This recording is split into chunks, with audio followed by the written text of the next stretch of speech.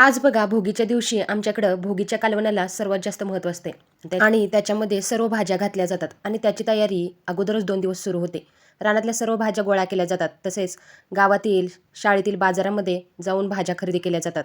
तर बघा भोगीची तयारी आम्ही रात्रीच सुरू केली होती. सर्व भाज्या नीट करून व्यवस्थित करून ठेवल्या होत्या आणि सकाळी उठल्यावर स्वच्छ धुवून घेतल्या आणि मसाला तयार करून अशी झणझणीत फोडणी दिली आणि सर्व मिक्स भाज्या त्याच्यामध्ये घातल्या आणि यालाच खूप महत्त्व असतं या दिवशी.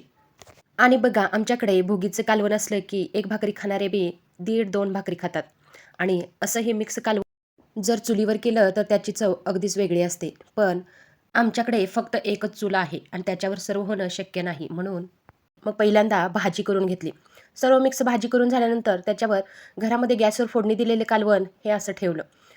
आज भोगीच्या दिवशी मसाले भात, भाजी आणि कालवण यामध्ये भरपूर अशा भाज्या वापरल्या जातात आणि आणि त्यासोबत तीळ लावलेली बाजरीची भाकरी असते आणि भोगीचं जेवण खाणं म्हणजे त्यात काही वेगळंच सुख असते. असं सर्व पदार्थांचा देवाला नैवेद्य दाखवून असं सर्व पदार्थांचं ताट करून असं 5 घरामध्ये वाटलं जातं. तुमच्याकडेही असंच वाटलं जातं का ते नक्की सांगा आणि जाता जाता चॅनलला तेवढं सबस्क्राईब करा.